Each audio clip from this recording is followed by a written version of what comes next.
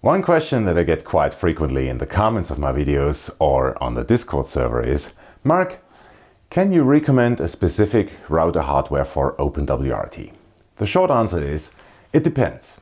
The long answer is in this video, where I will compare three routers: the D-Link WRT-3200, the Linksys WRT-3200 ACM, and the TP-Link Archer C7.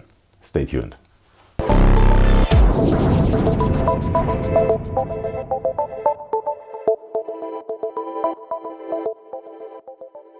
Quick reminder folks, this is the breakdown for this episode. Please use the chapters if you want to skip parts or fast forward if you're in a hurry.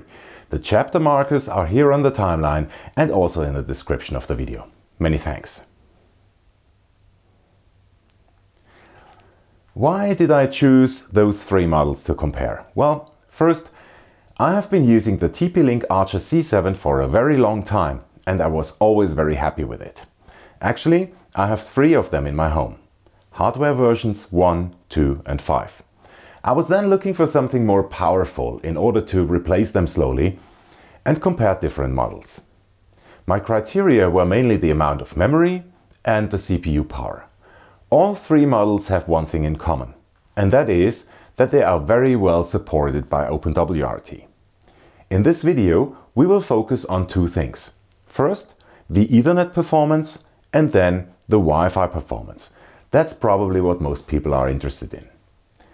On top of that, we will have a look at the ease of installation, a brief look at the technical data of each model, the price point, the possibility for extensions, a hint on the power consumption, or in other words, the cost of owning and running it, and last but not least, I'll try and give recommendations for best use cases.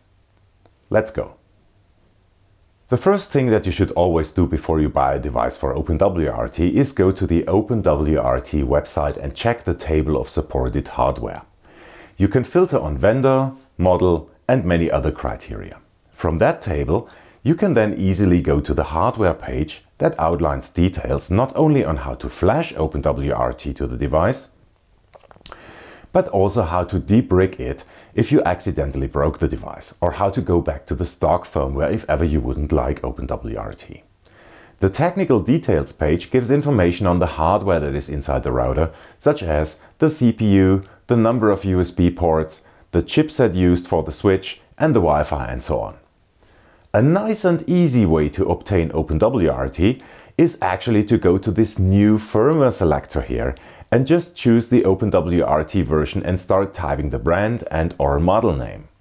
That gives you a direct download link down here. Little tip here, select the OpenWrt version first and then start typing. If your device is only supported by the latest version, then it will not show up in older ones. Okay, so we checked the hardware page and we got a copy of the right OpenWrt image. Please be aware that there is usually a factory install image and a sys upgrade image. If you're installing OpenWrt for the first time on the device, then you need the factory image. If you upgrade from one OpenWrt version to another, then use the sys upgrade version. Next, let's have a quick look at the flashing process. All three routers can be flashed using the web interface and just uploading OpenWrt from the stock firmware upgrade page. The D-Link procedure is a bit different in the sense that the D-Link devices have a built-in recovery GUI. The steps to do this are very well outlined on the device page. In a nutshell, you need to switch off the device, then hold the reset button while you switch it on, and then browse to this page on 192.168.0.1, from where you can then upload the factory image. That's pretty much it. You can also use this page if your device is bricked. Very handy. So all three are very easy to install from that perspective. That's good. Some other router models require serial connections or TFTP upload, netboot and the like. Please make sure that you check the device page before you buy one. Quick tip here, if you are totally unsure which device you want to buy, then you may have a look at the openwrt.org site statistics. Here you get an idea what's popular at the moment and what others are using. For instance, we can see a lot of downloads for MediaTek like the D-Link. The second most popular group is the TP-Link Archer series. But now let's have a look at Ethernet performance. In order to evaluate the Ethernet performance, we will have a look at two test scenarios. First, we will test the switch performance, so basically run a performance test from one PC to another in the same subnet, which should actually not put any load on the CPU, but rather use the integrated switch hardware. Next, we will look at NAT and routing performance. This is where the CPU and other features matter. Let's start with the D-Link. First, let's browse to the status page of Lucy. Here we see the make and model of the router, the firmware and kernel versions, as well as the available memory. On the D-Link, we have roughly 177 out of 250 megabytes free. Further down, we can see my two test machines that are connected. One with a .210 address and the other one with a .234 address. The test setup is such that we have two terminal windows here. At the bottom, I'm running htop on the router, which is a nice way of showing the CPU usage. We can see that the CPU is mostly idle here, below 10% roughly. We can also see 4 CPUs. The MediaTek has 2 cores with 2 threads each, so 4 virtual CPUs in total. In the top window, I will launch an iPerf3 client to the other PC. This way, we can see the test results as well as the impact on CPU. Launching iPerf3 to that other PC gives a quite stable 940 megabits here, so very close to a gigabit. And as expected, there is no CPU load as the traffic goes over the switch. Let's now move the second PC out into the WAN zone and run the same test. That actually shows the first impact on CPU. The rate we get here is roughly 650 megabits and one CPU is used at 100%. So that seems to be single-threaded. Not good.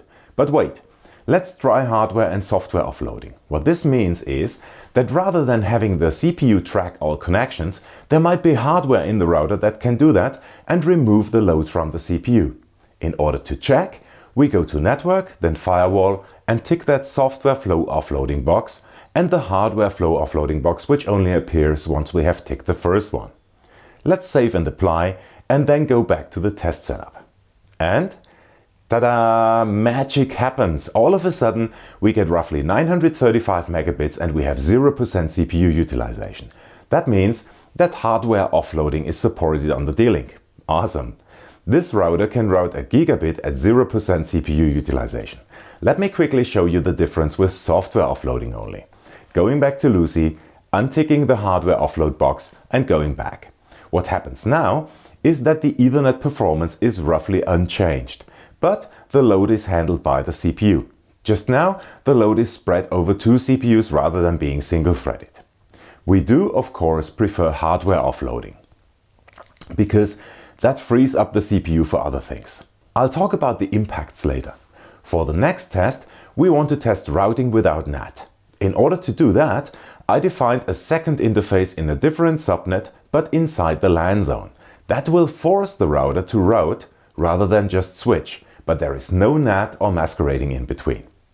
Again, without offloading, we get to roughly 800 megabits with high CPU. Then we enable the software offloading and we get to 920 megabits with even higher CPU. Ticking the hardware offloading box, we get a whopping 940 megabits with close to 0% CPU utilization. Awesome! Pretty much same behavior like NAT, so we will skip this third test on the other two. Now let's test the Linksys. On the status page, we can see that it has an ARM v7 processor. That's much more powerful than the MediaTek of the D-Link, and also it has more RAM. Roughly 300 megabytes are free here. Let's first do the switch test. Pretty similar to the D-Link, 940 megabits and 0% CPU.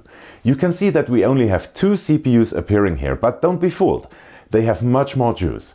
We will see that in the second test with NAT. We get an average of 933 megabits and roughly 45% CPU. Let's check offloading. We can barely see the effect because the speed was so high without offloading. Hence, the CPU utilization has only slightly changed from 45% before to roughly 35 to 40% now, but the speed remains the same, 933 megabits.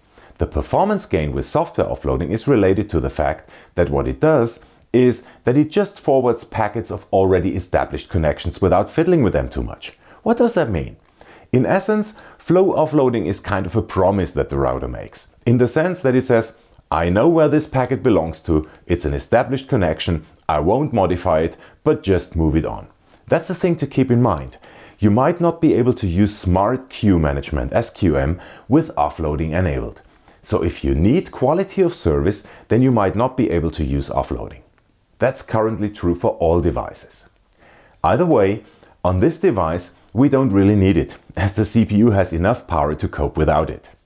Right, now let's give the Archer C7 a go. The older hardware version V2, which I'm testing here, has roughly 70 megabytes of RAM free and it's running on a Qualcomm CPU. First, the switch performance. That's fine, we get 940 megabits. CPU is low, that's quite okay. Now, where things will be different here is when we go for the NAT test. As you can see here, we can get an average speed of about 280 megabits per second, with the CPU being maxed out. So let's see what offloading brings. Spoiler, there is no hardware offloading for this device neither, only software. And that's quite dramatic, right? Software offloading still has the CPU maxed out, but we can get to 935 megabits here. That's fine. You're still a good router after all these years. I'll keep you. So let's sum up the Ethernet tests quickly. All devices can easily do gigabit Ethernet inside the LAN, which means over the switch, as long as you don't subnet and hence need routing. There will be no CPU load. The only device that can route gigabit Ethernet without offloading is the Linksys, because it has the most powerful CPU. The only device that currently supports hardware offloading is the D-Link, because it uses MediaTek hardware. But keep in mind that if you enable offloading, then you can't use quality of service. Another thing to keep in mind is that if you want to run crypto software, such as a VPN client or server on the router, then you would need a model that has corresponding CPU capabilities. In essence, it all depends on your internet speed. If you have, like I do, a 100 megabit connection to the internet, then everything's fine. You can use any of those devices. If, however, you have a faster internet connection or maybe even gigabit to the internet, plus you wanted to do quality of service, so you couldn't really use offloading, then there is one important thing to keep in mind here. That is heat. If you have a device that is constantly running at high CPU, then that device will become hot. So if you are looking for a router to use, let's say with OpenWrt TCP router, in order to build a gigabit connection out of many slower connections, then that device will have to cope with NAT plus crypto. And that means you will need not only powerful hardware, but also good cooling. You have been warned. Awesome. So far for the wired connections. Now let's test Wi-Fi. The test scenario consists of a 5 GHz Wi-Fi with WPA2 pre-shared keys or PSK encryption on channel 44 with 80 MHz bandwidth. So the maximum theoretical speed for one device would be 866 megabits. I'm running 2 instances of iPerf3 in server mode on different ports on a wired PC inside the LAN. My iPhone is very close to the access point and runs an iPerf3 client. A second Wi-Fi client is a bit farther away and will connect to the Wi-Fi later, and then also run an iPerf3 client on the second port. First, the D-Link. As we can see, one single client on the Wi-Fi gets a quite good 600 megabits connection. The total CPU load is, I would say, at about 60 to 75%. When we add a second client, then the performance of the first one goes down to roughly 300 megabits and the other one gets round about 250 megabits. Now, I admit that I was quite surprised by this because the router has 4 antennas and each device has 2 antennas. So I would have expected the multi-user MIMO to provide 2 data streams to each one of them and get close to, let's say, 400 megabits per client. Now, I assume that single-user MIMO would probably have covered that, but ultimately I would have had to run 2 more tests. Maybe test multi-user MIMO with newer client equipment, plus test single-user MIMO with 4 antennas. But I don't have any equipment other than another router for this. I'll make a note of that and maybe do additional Wi-Fi tests in the future based on MIMO. Anyhow, the connection is stable and fast for both. That's what counts in the end. Cool. Let's have a look at the Linksys. Pretty much the same scenario, maybe a bit slower on the total numbers, but overall excellent performance. Looking at the CPU load, no surprise, as we already know that this CPU is really powerful. Now, if you want to use the WRT-3200 ACM as an all-in-one device, that means use it as a router and also as a Wi-Fi access point, then there are a couple of things to be aware of. The Wi-Fi drivers, or rather the Wi-Fi firmware, is quite picky with regards to the configuration. Here's some best practices for the configuration that have helped me run stable Wi-Fi on the WRT-3200 ACM, including fast roaming and the like. First off, as you can see here, there are 3 Wi-Fi adapters in the device. Now you might say, awesome, I could use that for Wi-Fi mesh or multi-channel or the like. But don't be fooled. The third adapter here, the 8887, is not very powerful.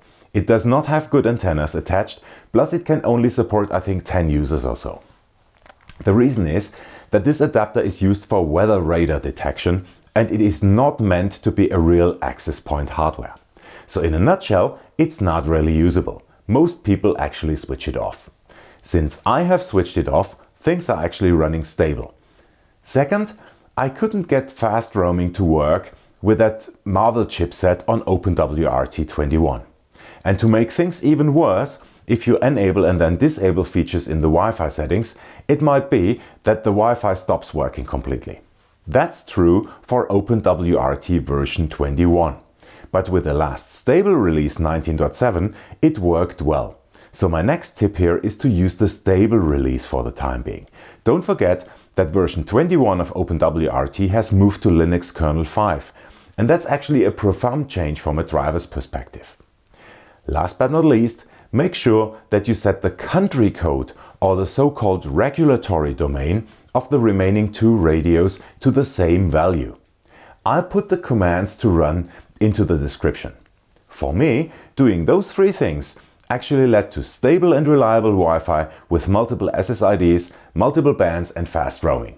Just be warned that if you don't follow the best practices, then you might run into unexpected issues here.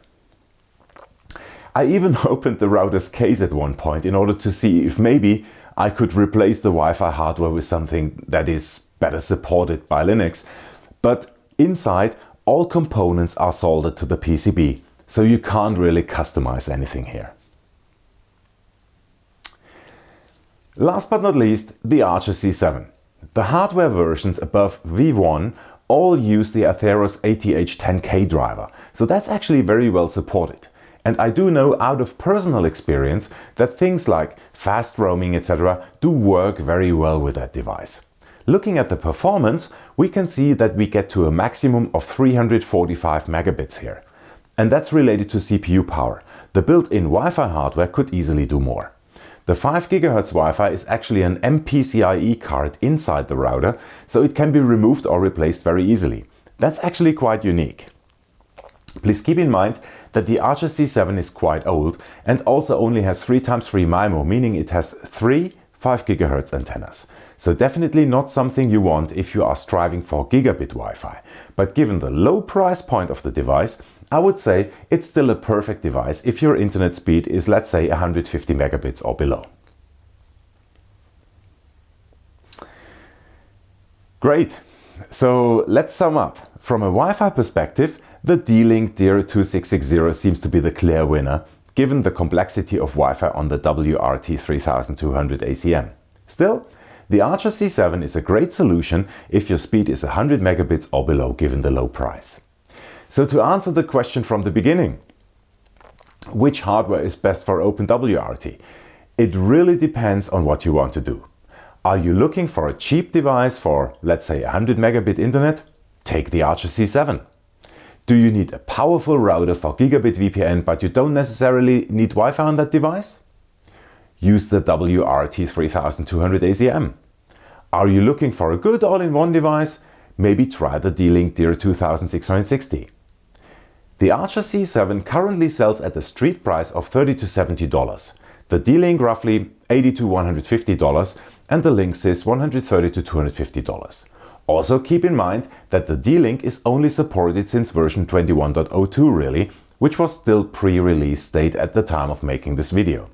So you might want to wait for the 2103 or 04 at least. Furthermore, be advised that the WRT-3200 ACM consumes much more power than the other two. That means you can't power it with normal PoE. It needs more than 15 watts. I didn't have any issues powering the other two with PoE.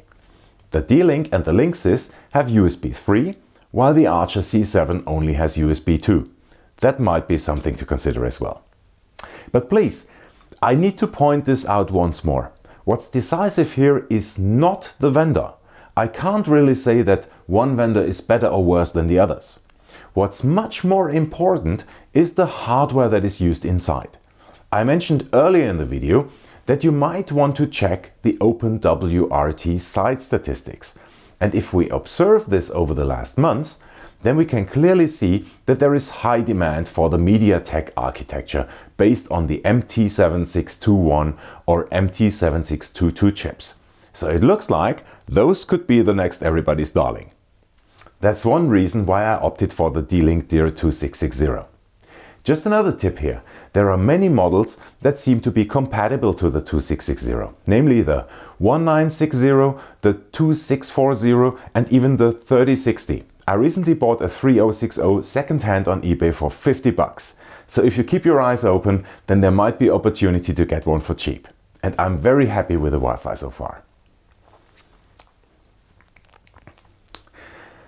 That's it for today, guys. I'm currently in the process of assembling my own router with different router boards. I will try the Banana Pi R64, the Microtech router board RBM33G and the PC Engine's APU D4D board. They all have MPCIe slots for Wi-Fi and SIM card slots for 4G LTE hardware. So that's going to be an interesting episode. Please make sure that you subscribe and also check the bell or reminder button so that you get reminded when that episode comes out. Until then, many thanks for watching, liking, commenting, subscribing and sharing the video with others. Stay safe, stay healthy. Bye for now.